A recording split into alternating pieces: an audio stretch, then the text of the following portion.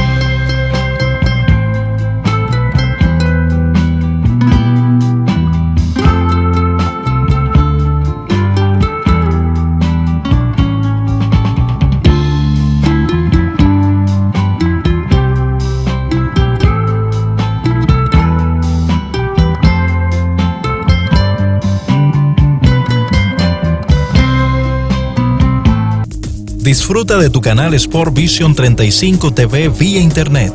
Enciende tu computadora en cualquier lugar que estés y entra a www.sportvision35.com.do. Luego elige Sport Vision Canal 35 UHF y ya estás disfrutando de tu canal preferido y la mejor experiencia vía internet.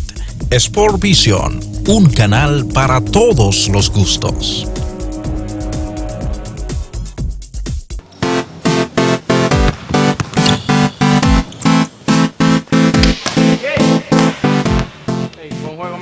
Cuídate, mano. Hermano, ¿te vas? Sí, me tengo que ir. ¿A quién buscamos ahora? Don, venga a jugar, venga a jugar. ¿Estás seguro? Sí, Don, venga.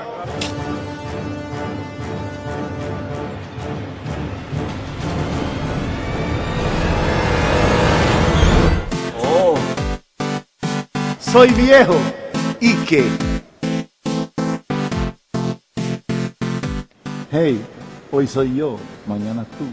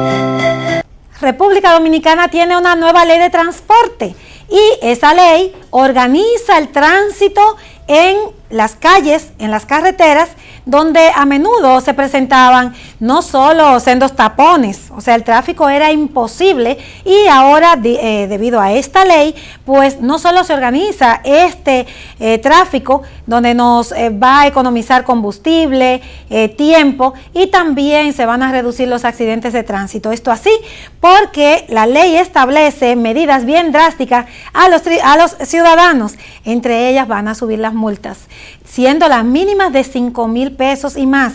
Así es que Estos detalles usted no se lo debe perder con el diputado Tobías Crespo. Así es que le dejamos con dicha entrevista a petición.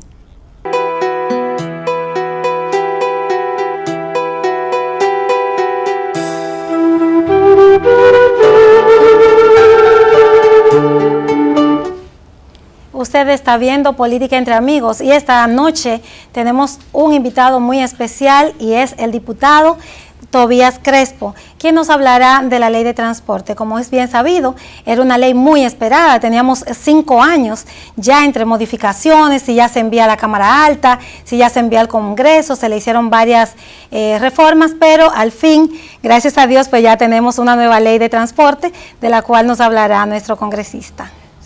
Gracias, buenas noches. Gracias por invitarme a tu espacio.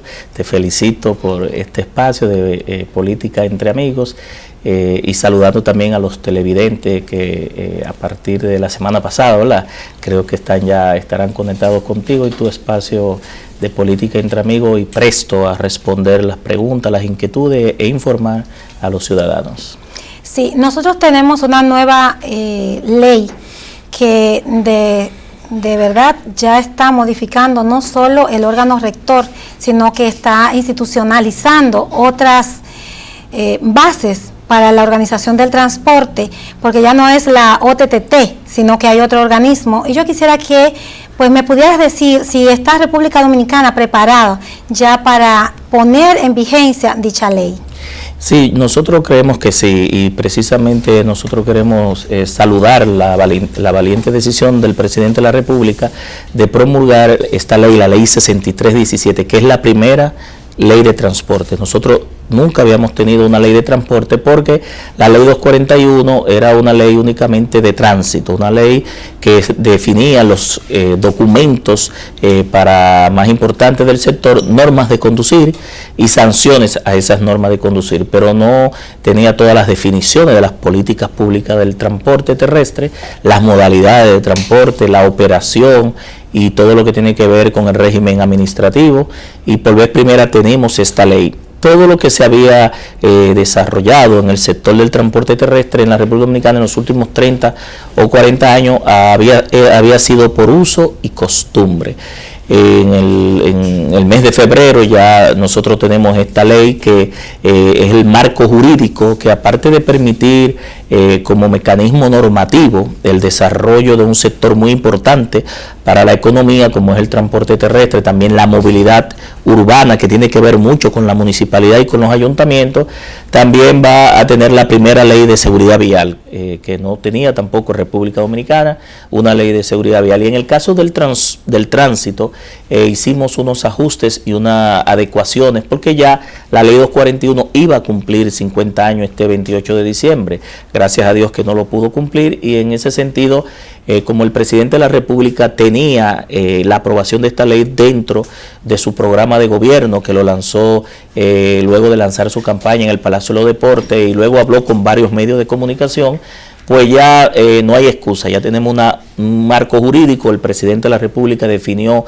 una serie de medidas que va a tomar durante estos 4 años que tiene de gobierno, relativo sobre todo al transporte terrestre, a la seguridad vial, e incluso dio un decreto, que ese decreto creó la Comisión Presidencial para la Seguridad Vial, que conformó y dio al traste con un plan estratégico de seguridad vial, y precisamente ese plan estratégico, la primera línea de ejecución era la aprobación urgente de esta ley, porque sin la ley no íbamos a poder dar respuesta a lo que tiene que ver con el tema de reducir los accidentes de tránsito, a establecer las sanciones y el régimen de consecuencia para las violaciones a esta ley, y sobre todo ciertos tipos de inconducta que se dan en el transporte terrestre, porque al no haber ley, los operadores se habían adueñado de las rutas del sector, y desde el Estado no había tomado el control de un sector tan estratégico para la economía.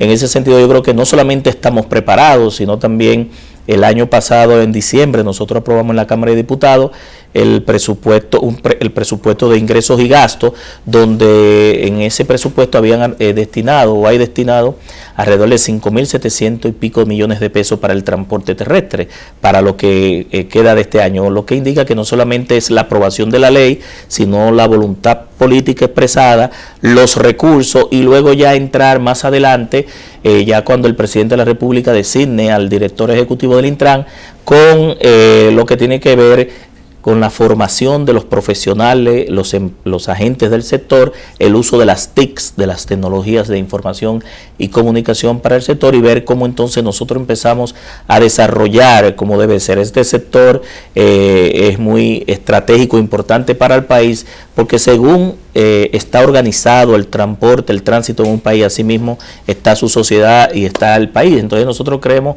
que este marco de ley le va a permitir no solo al Ejecutivo, el Ejecutivo aplica lo que la ley establece, pero hay otro poder que es el judicial, y ahí entra en el escenario los jueces y los fiscales, que son los que tienen que finalmente sancionar a los violadores, ¿sí? Tanto en la parte civil, en la parte penal, y aquellas medidas administrativas, las sanciones administrativas, juzgar las sanciones administrativas de los funcionarios, tanto del Intran como de la municipalidad, en las atribuciones o en sus roles que van a tener en el día a día. O sea que nosotros en República Dominicana tenemos muy buenas leyes y hay muchas de ellas no se aplican, pero el presidente haberle asumido y dedicado ya también los fondos para que esta ley pueda ser aplicable, pienso que técnicamente nosotros ya podemos ponerla en vigencia. Tú sabes que es verdad que en República Dominicana hay muchas leyes, pero en este sector no había muchas leyes. Las instituciones que estaban por decreto. La única ley que existía que normaba el tránsito era la 241, que se aprobó el 28 de diciembre del 67. Y la del CAR, la del Consejo de Administración y Regulación del Taxi, se aprobó en el 2000, pero las demás instituciones estaban por decreto. Entonces se crearon una serie de distorsiones, porque primero se crea por decreto la OTTT en el 79, la ONATRAT en el 79, la OTTT en el 87, luego se crea la AME por decreto en el 97 y se crea la 11 en el 97, posteriormente se crea la OPRE en el 2005, luego en el 2007 por decreto también el FONDESI, todas esas instituciones que coyunturalmente fueron, diríamos nosotros, como poniendo parches a situaciones que se presentaban del momento, no le permitían al Estado tener un marco jurídico, una guía, una línea de dirección para que con la ley, los recursos, la voluntad política, la aplicación adecuada y el régimen sancionador, nosotros pudiéramos ver una situación diferente en las vías públicas. Esto es bastante interesante, sin embargo, ¿qué piensan los motoconchistas? Mira, el sector del motoconcho al final, cuando la Cámara de Diputados en el mes de noviembre, creo que fue el día 1 o 2 de noviembre, el día primero lo aprobamos en primera lectura y al otro día en segunda lectura y luego lo remitimos al Senado, pues hubo algunas protestas y algunas movilizaciones, pero en definitiva ellos se convencieron finalmente de que esta ley lo que iba era a garantizar la vida a ellos como conductores, en el caso no solamente del mototaxi o el transporte de personas, de pasajeros en motocicleta, como le llama la ley, sino también a los delivery, a los mensajeros y a los conductores individual, sino también a los pasajeros, los que acompañan en el caso de la motocicleta, que la ley establece solamente 2 personas, y los menores. Es decir, las dos quejas principales del sector de la motocicleta fue esos 2 elementos. Ya lo demás, nosotros escuchamos en la Cámara de Diputados y también en el Senado, porque ellos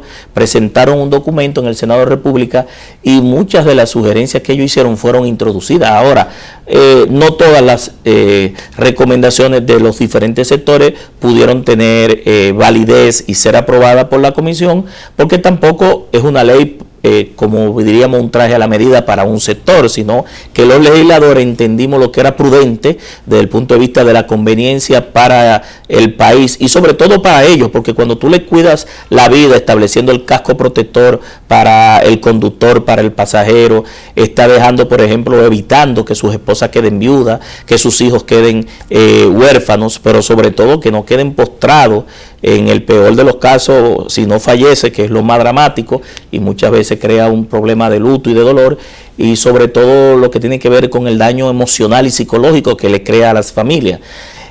Las motocicletas es una realidad socioeconómica. Es verdad que muchos dominicanos y dominicanas, al no ver otras formas de trabajo, de empleo, se dedican toman la motocicleta como medio de transporte.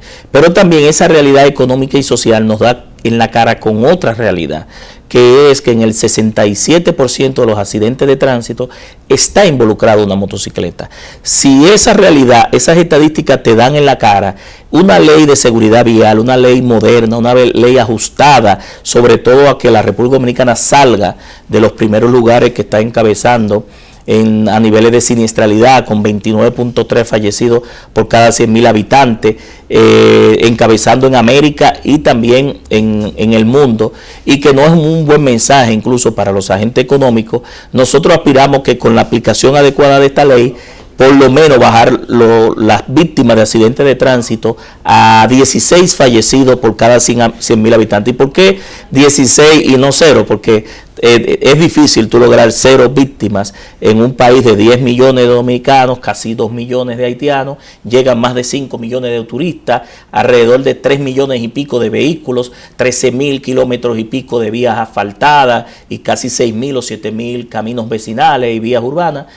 Bajo esa mezcla de movilidad, de factores de vía, de vehículos y las condiciones sobre todo del parque vehicular, es difícil tú tener como objetivo 0 víctimas. Por eso nosotros decimos que si llegamos a la media de América Latina, y por eso digo 16 fallecidos, estaríamos quitándole al país todos los años por lo menos 1.000 y pico de personas que dejan de fallecer, y eso representaría para el país un gran ahorro. ¿Por qué un gran ahorro? Porque República Dominicana está gastando solamente en el tema de la atención a las víctimas, ¿no?, en los hospitales traumatológicos como el Ney Arias Lora, el Darío Contreras, el Hospital Juan Bosch de La Vega y los demás hospitales del sistema de salud, alrededor de 2.5 del Producto Interno Bruto. Eso representa casi 60.000 millones de pesos. Sobre todo muchos dominicanos que a veces no tienen el seguro familiar de salud y que en estos casos, por no tener ese acceso al seguro, pues no son atendidos de manera adecuada, muchas veces fallecen en los 30 días, que es el plazo de tiempo que establece la Organización Panamericana de la Salud y la OMS con respecto a si la causa del fallecimiento fue el accidente de tránsito o una mala práctica o una desatención en los hospitales. Pero yo creo que hay otra parte que no se mide, que fuera de ese valor económico y que no tiene precio, pero tiene un gran valor, que es lo que se llama el ABA, los años de expectativas de vida perdido. Cuando una persona, por ejemplo, en el 67% de los accidentes de tránsito está involucrado menores y adolescentes, y de los 12 a los 29 años. Entonces, cuando el Estado pierde a una persona con 19 años, con 22 años, y que las expectativas de vida para las mujeres creo que son 75 y para los hombres 72, esa inversión que ha hecho la sociedad, sus familiares, se pierde. Y sobre todo hay una parte que no se mide, que también es el daño emocional y psicológico, porque muchas veces de las personas que fallecen o quedan heridos, postrados en silla de ruedas, son el sostén económico de su hogar, y de ser la persona que ingresaba el dinero pasa a ser una carga económica para sus familiares, que entonces si no fallece tiene que darle los medicamentos y las atenciones. Imagínate el drama que representa eso para la República Dominicana. Y el que quiere ver un verdadero drama, que vaya allá a los hospitales traumatológicos. ¿Cómo están esas personas esperando clavos? O sea, esos clavos porque tienen la pierna rota en varias partes. Esos son los que logran escapar con vida, que exacto, son los menos. Y que, por ejemplo, en el caso de la motocicleta, volviendo al tema de los usuarios más vulnerables de la vía pública, tú sabes que las motocicletas, junto con los ciclistas, más los peatones, son los usuarios más vulnerables. Cuando no tienen el casco protector, por ejemplo, el casco, la mayoría de las afectaciones que llegan a esos hospitales, en un gran porcentaje es del cráneo, de la cabeza. Otro porcentaje es de la parte de la columna, ¿verdad? Porque siempre con el impacto salen, como dirían, volando, es decir, que salen disparados y entonces se afecta gran parte de la columna, y luego están las extremidades inferiores y superiores. Es decir, en ese orden de prioridad son las intervenciones que deben hacerse en los hospitales traumatológicos y los que no son traumatológicos también, para lograrle estabilizar la salud a esos afectados. Sí, ellos también estaban hablando de que se ganan la vida a través del concho, y que es con una persona que debe estarle acompañando detrás, y que con esto la ley como que los pone ellos en una camisa de fuerza de no poder ganarse el sustento. Mira, nosotros las federaciones de motocicleta, con respecto a las dos personas, no hay nada nuevo, eso estaba en la ley 241. Lo único que fue nuevo ahí fue los menores de 8 años. La motocicleta, yo te decía que uno los usuarios de motocicletas son los usuarios más vulnerables, pero la motocicleta no fue diseñada para un transporte masivo colectivo. La motocicleta inicialmente fue diseñada para una sola persona, y luego se le hicieron adaptaciones y se le puso un estribo detrás, y si tú te das cuenta, incluso el asiento, no son 2 asientos, es un asiento más largo y un estribo adecuando una segunda persona. Esa segunda persona que va detrás es la primera que se impacta cuando viene el accidente, si el accidente es por la parte trasera, y si no tiene el casco, la afectación. Entonces yo me pregunto, ¿por qué el conductor debe llevar el casco y el pasajero no? Si ambos son impactados en el accidente. Es decir, una ley de seguridad vial tiene que regular el tema del uso del casco. Incluso ya hay países, déjame decirte, y nosotros no nos vamos a comparar con esos países, que ya el tema de la regulación del casco y de 2 personas pasó a un segundo plano, porque ya están regulando lo relativo a las tobilleras, las rodilleras, las guantillas, porque también te hablaba de las diferentes afectaciones. El tema de lo relativo al casco protector, de la expresión del aire y de protegerlo de partículas que le entren a la cara. Es decir, que ya han ido a otro escenario de regulación más allá del casco protector. Es decir, que nosotros estamos en una etapa todavía primitiva, tratando de que las motocicletas, los usuarios de las motocicletas, se pongan el casco protector. No solo esto se vuelven vulnerables, sino que también ellos dañan propiedades.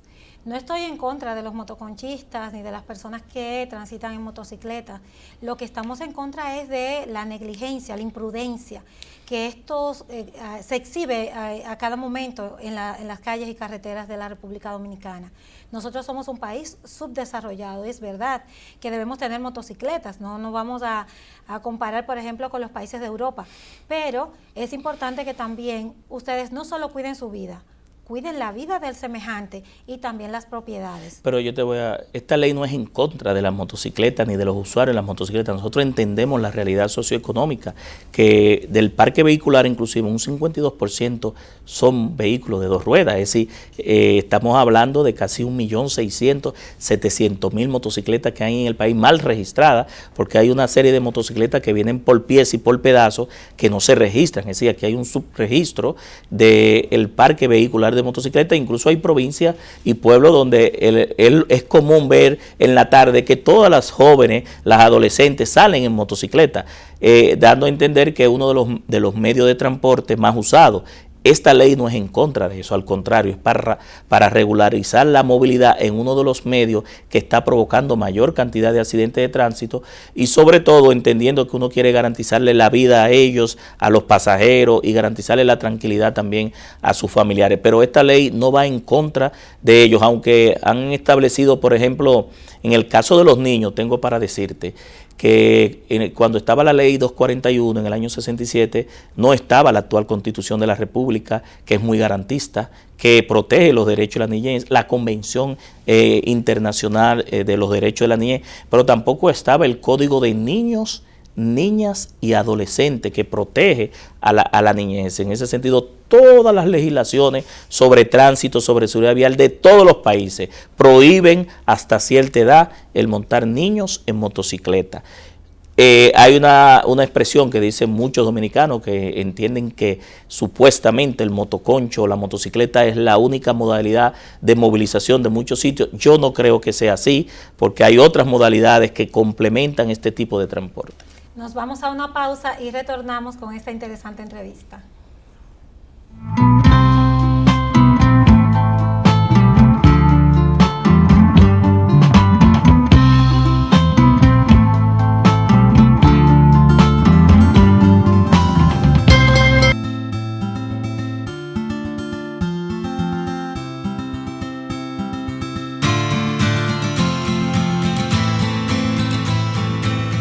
Nosotros somos una asociación de agricultores y caficultores de la zona de Jamey.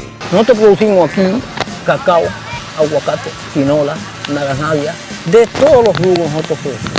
Como único uno puede conseguir algo en las comunidades estando organizado. Es diferente a cuando usted siembra y cosecha que cuando usted va al mercado a comprar por libra.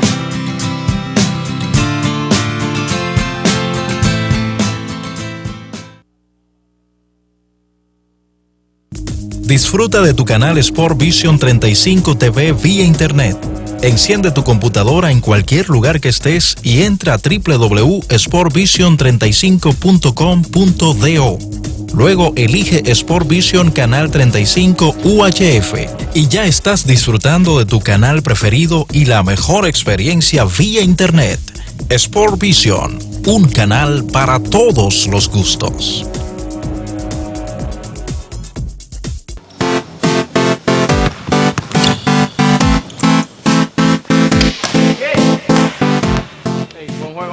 Cuídate, mano. Mano, ¿usted va? Sí, me tengo que ir.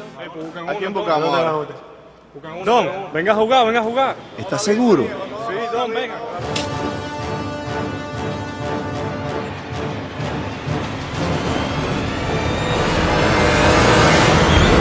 Oh. Soy viejo. ¿Y qué? Hey, hoy soy yo, mañana tú.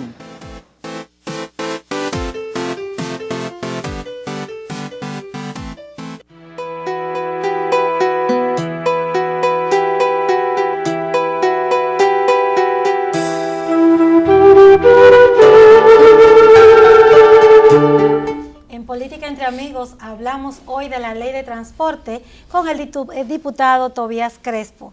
La parte que habla de los motoconchistas y cómo nosotros tener un detector de cuál es el motoconchista serio, de cuál es el que anda haciendo barbaridades en la ciudad. Tendríamos que tener un detector ya, un olfato, para poder determinar quiénes son. Mira, Teodora, la ley establece muy claramente que los ayuntamientos le da esa facultad a la municipalidad.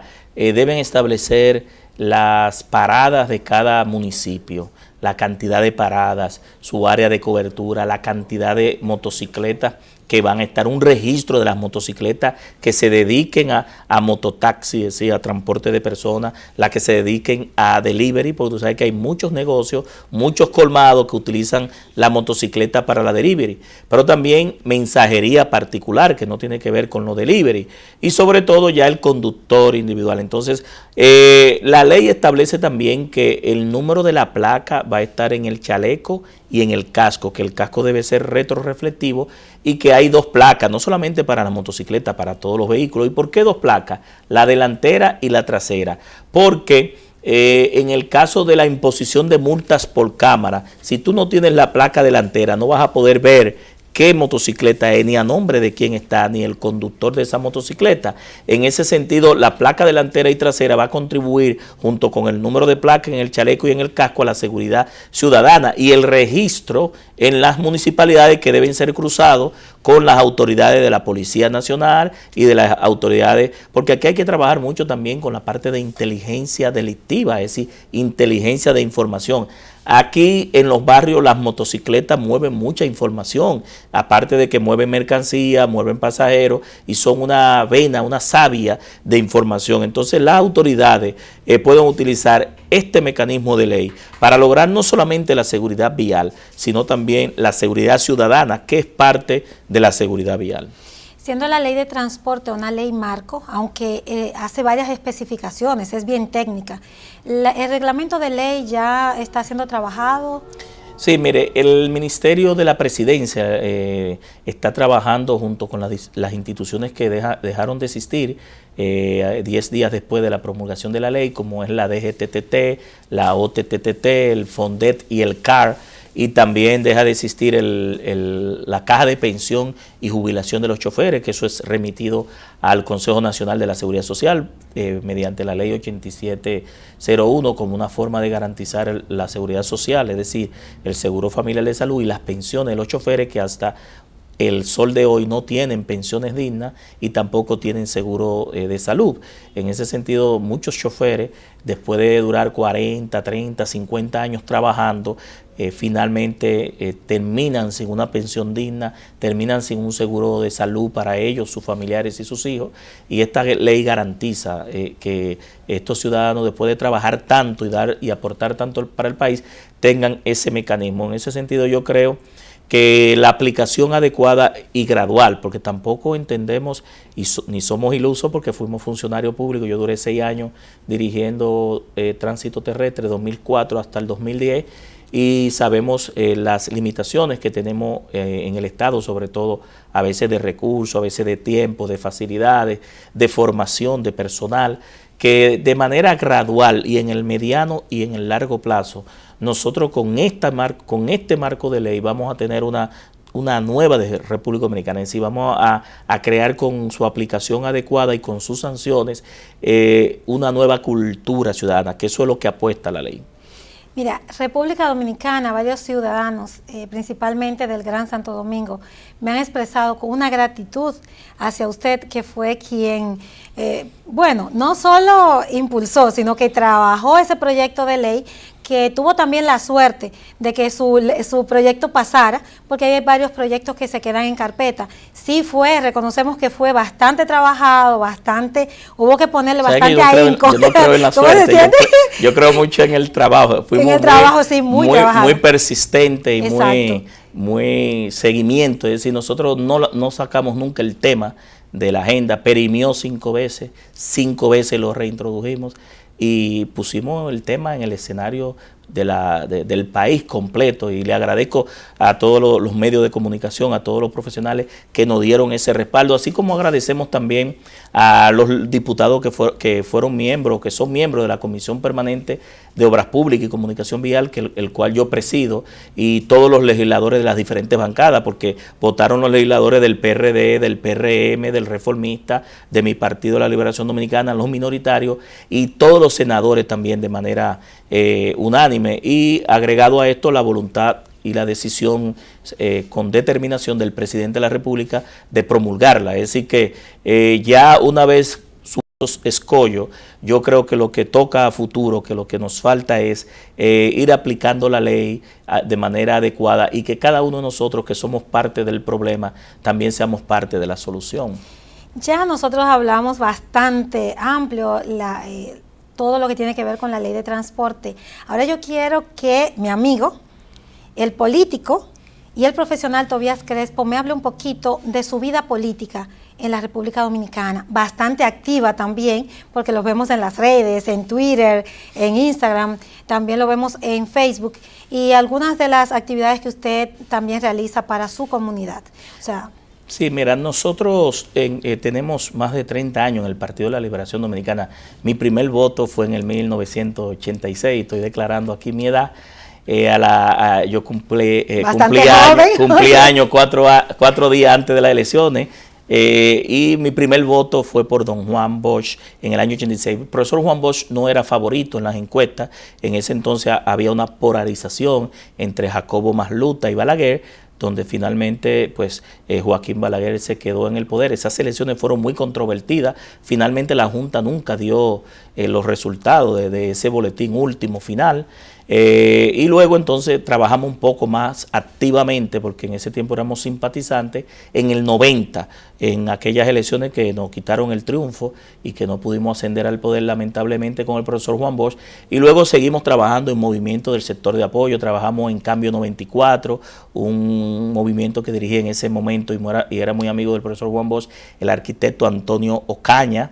y que también estaba Felucho Jiménez, recuerdo, como parte del comité político, como enlace hacia ese movimiento, y entonces en Leonel 96, tanto en primera vuelta y en segunda vuelta. El PLD me ha dado, Teodora, una oportunidad no solamente a mí, sino a mi familia, a mis hermanos, que no solamente soy yo político, sino Manuel y los demás hermanos. No, Manuel, cuando se estaba promoviendo, yo fui a una de las actividades y después fue que me enteré que eran hermanos. Sí, él es hermano más pequeño, yo le llevo 3 años, pero yo tuve la suerte, igual que él y muchos compañeros del Partido de la Liberación Dominicana, que nos dieron la posibilidad de entrar al PLD, de entrar a un círculo de estudio, de graduarnos de miembros, de luego formar un comité de base, que era muy difícil en los años 90, posteriormente pasar a ser dirigente medio de un intermedio. Hoy, desde el año 2000, soy presidente de un intermedio en el sector de los Jardines del Norte, el Comité Intermedio Freddy Diloné Pérez B1, y desde el año 2003 hasta la fecha he estado trabajando en la Secretaría de Asuntos Gremiales y Profesionales con el senador Euclides Sánchez en esta secretaría como vicesecretario y miembro del Comité Central recientemente por la elección de diputado en el último plebiscito. Es decir que el PLD me ha dado esa oportunidad. Pero desde el año 1974 nosotros hemos estado rodeando y trabajando todo el sector de mi circunscripción, la circunscripción número 2 del Distrito Nacional, que comprende la parte norte de la Kennedy, la autopista Duarte, tomando como punto de frontera a la Máximo Gómez con Kennedy, que es donde ahí empieza la división geográfica y política de las 3 circunscripciones de la capital. Y desde el año 74, como te dije, durante 42 años hemos estado incidiendo, hemos logrado trabajar para muchos triunfos del Partido de la Liberación Dominicana, sobre todo del año 96 para acá, porque antes del 96 llorábamos mucho los 17 de mayo, pero del año 96 para acá hemos logrado trabajar de manera muy coordinada y desarrollar un liderazgo no solamente político, sino también un liderazgo social, un liderazgo comunitario y sobre todo, nada, cada vez que el partido pone sobre nuestros hombros una responsabilidad, la hemos cumplido. Tuvimos 6 años en tránsito terrestre, ahí dejamos 27 proyectos de transformación y de modernización, e incluso en el año 2010 fuimos nominados al Premio a la Calidad y la Excelencia que otorga el Ministerio de Administración Pública en el Palacio Nacional. Y el simple hecho de ser nominados siendo una dirección que no manejaba recursos es un reconocimiento al trabajo que hicimos ahí. Pero otro reconocimiento que recibimos unos meses antes fue el haber sido electo diputado más votado en las elecciones internas el 28 de noviembre del 2009 y luego cuando el partido me presenta a la sociedad también fui electo diputado más votado.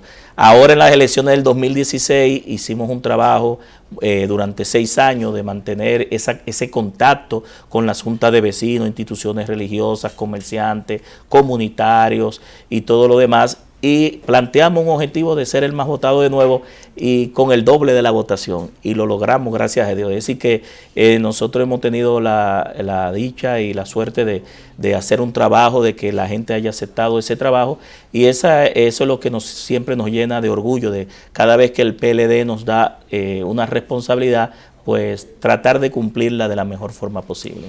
Que Dios te bendiga, Tobías. Gracias. Nosotros nos sentimos Igualmente muy orgullosos, no solo como amiga, sino realmente como dominicana y como también parte de lo que es el Partido de la Liberación Dominicana.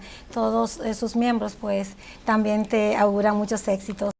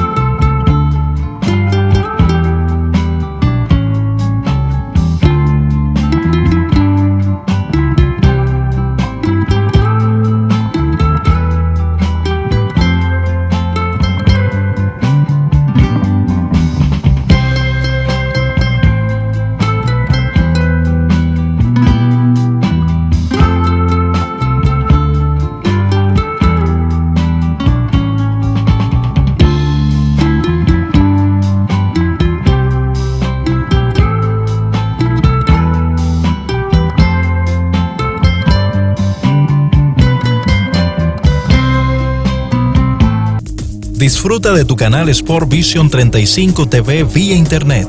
Enciende tu computadora en cualquier lugar que estés y entra a www.sportvision35.com.do. Luego elige Sport Vision Canal 35 UHF y ya estás disfrutando de tu canal preferido y la mejor experiencia vía Internet. Sport Vision, un canal para todos los gustos.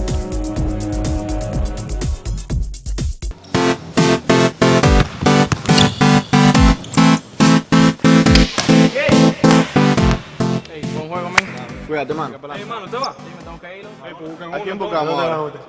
Buscan uno. Don, venga a jugar, venga a jugar. ¿Estás seguro? Sí, Don, venga.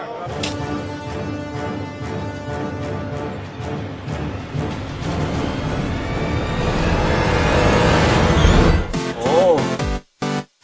Soy viejo. ¿Y qué? Hey, hoy soy yo, mañana tú.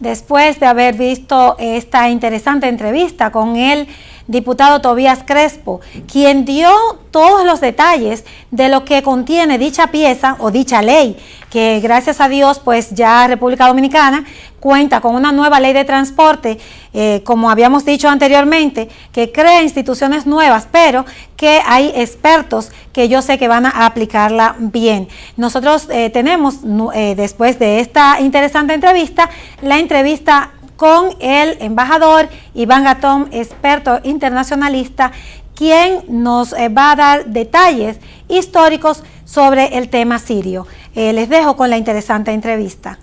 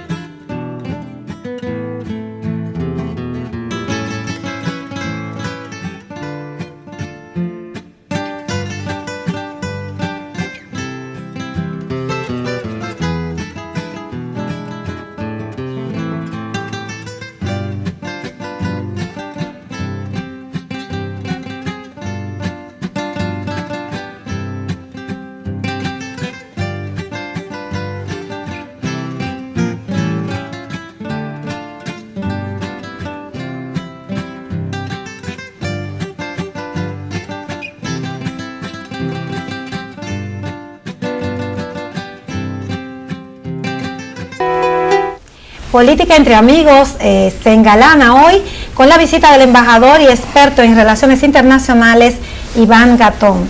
Es una persona que además de ser dominicano es un profesional que es un ejemplo a seguir, puesto que no solo se dedica a su profesión en sí, sino que es catedrático en universidades, es escritor, es, bueno, en asuntos internacionales, con el asunto chino, con toda aquella problemática, siempre motivado en los asuntos de actualidad. Y nuestro asunto, el asunto que nos ocupa en este momento es el asunto sirio. Buenas noches, distinguido Iván. Buenas noches. ¿Cómo está todo? Buenas noches. Bueno, quizás abordar el tema sirio desde una perspectiva mucho más amplia que lo que venimos viendo en los medios de comunicación. Lo primero es que la guerra en Siria tiene ya más de 6 años, y que viene como resultado de un movimiento que se conoce como las primaveras árabes. Fue la administración de Barack Obama cuando con las Túnez de Ben Ali, el ex dictador que gobernaba en un país que era un referente en toda la zona del Magreb, es decir, esa parte oeste del cuerno africano, y allí se inicia con Mohamed al-Bouazizi, que fue un frutero que se prendió fuego porque a lo bonzo, como se conocería en el Asia, porque las políticas que tenía el gobierno no le permitían a él entonces mantener su familia, porque siempre estaba pagándole a la policía algún tipo de coima.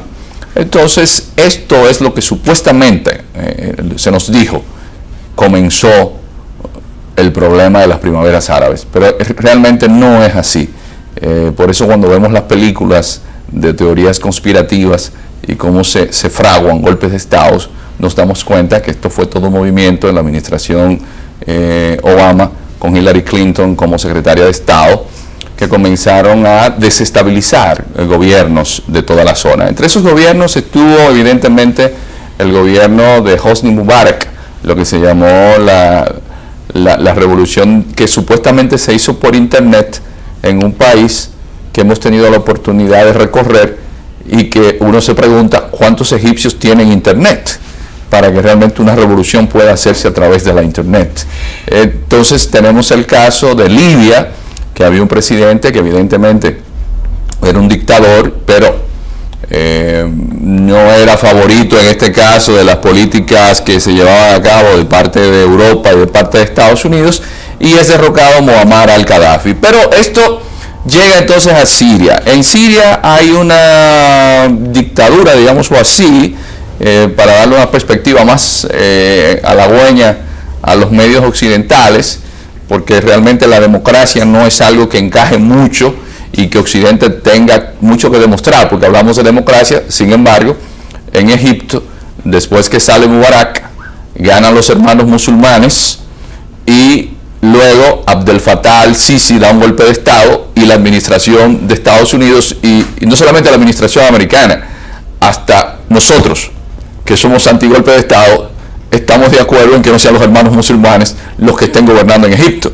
porque son fundamentalistas islámicos.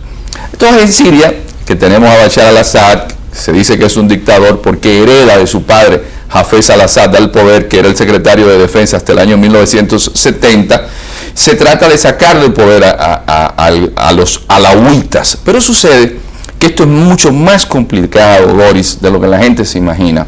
Son países donde hay serias disputas por el tema religioso. Sucede que en Occidente, usted pregunta algo sobre hace 5 o 10 años y la mayoría de la gente lo ha olvidado. Sin embargo, en esa zona del mundo, una disputa que aconteció entre dos tribus hace 700 años se mantiene con una vigencia como que fue ayer. Y hay una disputa entre chiitas y sunitas. El régimen de Bashar al-Assad es chiita, pero tiene un apoyo de Irán. Pero Irán es quien fue en su momento el principal aliado de Occidente a partir del golpe de Estado que se da Mohamed Hedayet Mosaddegh en el año 1952, para de esta forma la British Petroleum hacerse con el petróleo de Irán. Todo esto hay que verlo en clave también del negocio del petróleo. Y entonces será por eso que dicen que Estados Unidos siempre está presente donde hay algunos intereses.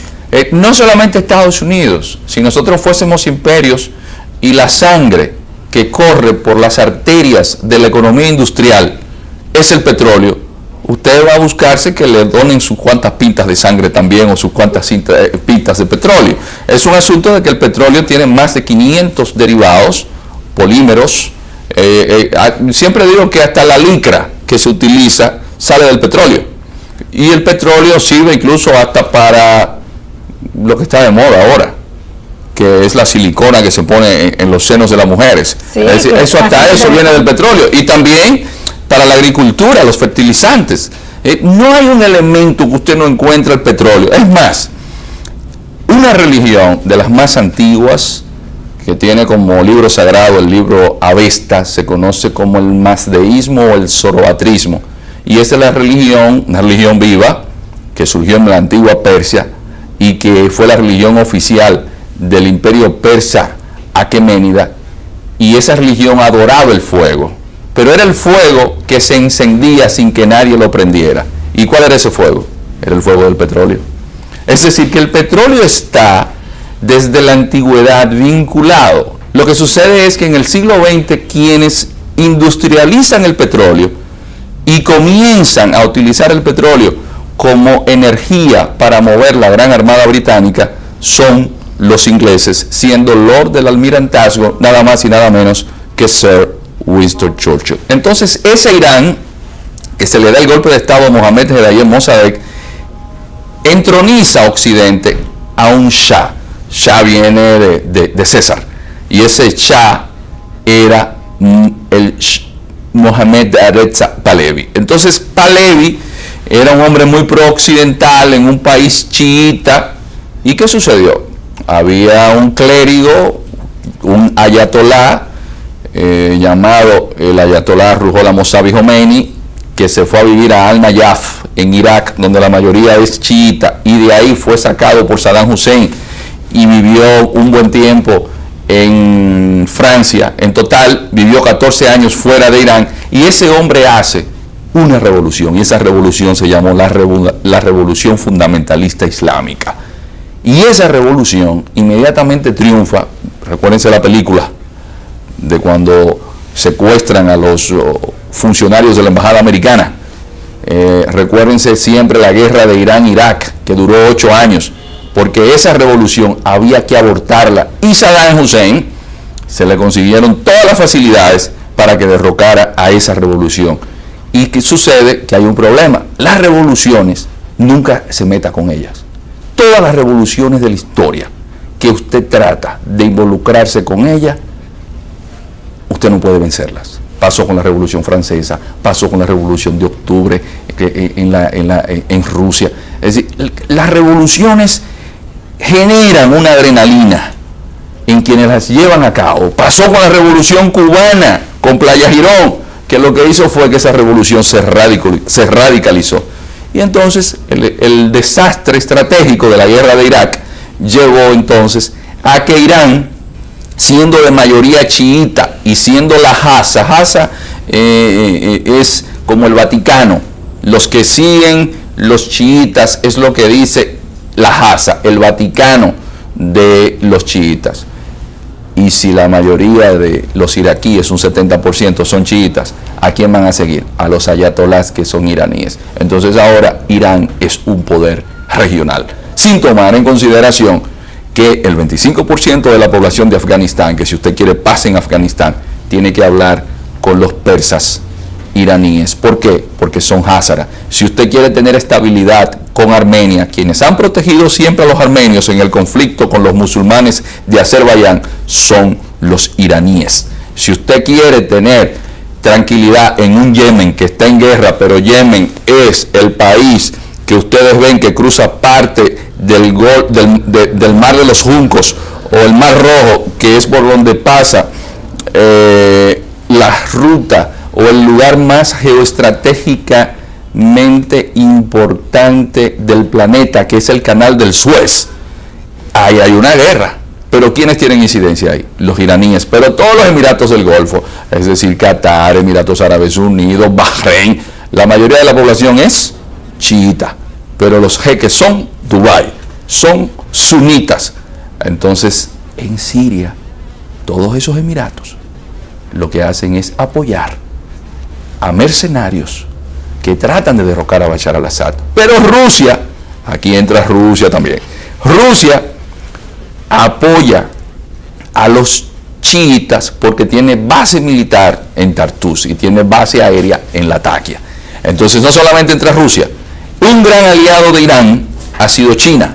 Entonces los chinos ya han enviado soldados a Tartus, pero también están bombardeando desde Irán. Irán financia otro movimiento chiita en un país que tiene una multirreligiosidad que ha estado en ciertas disputas siempre, que es el Líbano. En el Líbano hay una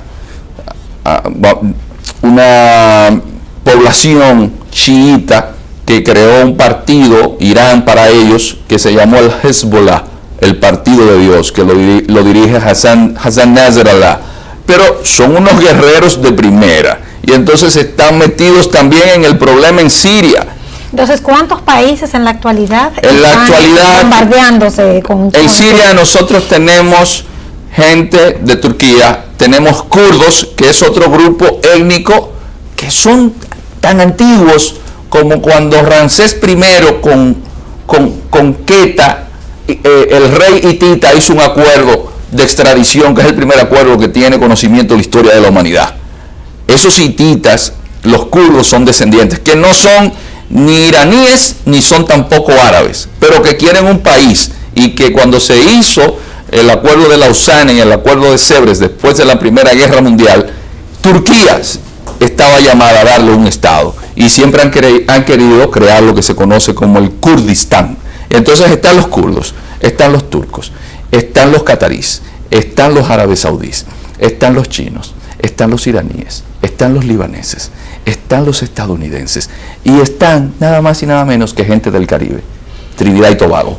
Oye, no se ha mencionado a Trinidad y Tobago. Trinidad y Tobago, salió recientemente en el New York Times la información de la gran preocupación de la administración Trump, porque más de 190 ciudadanos de Trinidad y Tobago han estado peleando del lado del ISIS, porque el Islam es una religión que es la religión que más creció en el siglo XX y es la que va a tener mayor crecimiento en el siglo XXI, y ha tenido un gran desarrollo en Trinidad y Tobago, pero también en República Dominicana ha venido creciendo, y en Haití es la religión que más creció en ese territorio después, en ese país, después del terremoto. Entonces aquí viene la complicación, y es que esa guerra provoca una migración.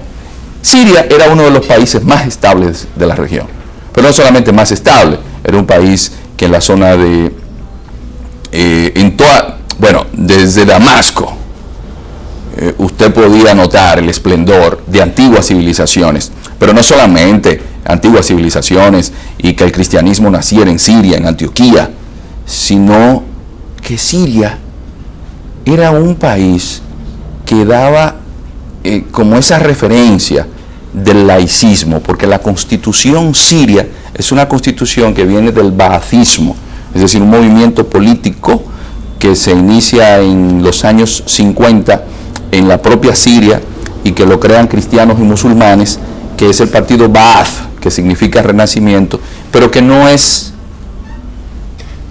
religioso, permite la coexistencia de las religiones de la región. Pero toda la gente de ese país, cuando se lo destruyen, cuando vemos en la situación que se encuentra, ¿qué sucedió? Tuvieron que irse, y más de 2 millones de refugiados sirios están en Turquía. Pero vemos cómo Europa está asustada, porque todos estos musulmanes están yendo para allá. Pero sucede que como Libia, que es un país, señores, que tiene casi 2 millones de kilómetros cuadrados, pero fíjense ustedes la ubicación geográfica de Libia, al norte de África, que hace frontera por un lado con Egipto, que ahora el ISIS ha tomado esa parte de Egipto, y ahí se necesita dinero para financiar al ejército egipcio para atacar a esos terroristas. Pero entonces toda el África subsahariana, es decir, usted toma bajando en el África subsahariana a Níger, usted toma a Mali, usted toma la parte de Nigeria, usted toma la parte de la República Centroafricana, usted tiene todos esos africanos que van subiendo porque ya no hay quien los detenga en Libia. Entonces el Papa grita, todo el mundo está absorto porque la crisis migratoria también está definiendo que la ultraderecha, como el caso de Le Pen en Francia, sean los que potencialmente puedan ganar. ¿Pero por qué? Porque dentro de esos grupos migratorios va a lo que se llama en el terrorismo lobos solitarios. Necesitamos toda una hora para nosotros poder hablar no solo de la historia de Libia, sino de otros temas más con Iván Gatón. Será hasta la próxima semana, Iván. Quería despedirte, de verdad, que me dijese qué tú ibas a hacer esta Semana Santa. Ya hoy es miércoles santo y muchas personas se van a los campos, se reúnen con familiares y todo esto, y le vamos a augurar éxitos. Y será hasta la próxima semana que volveremos en Política Entre Amigos.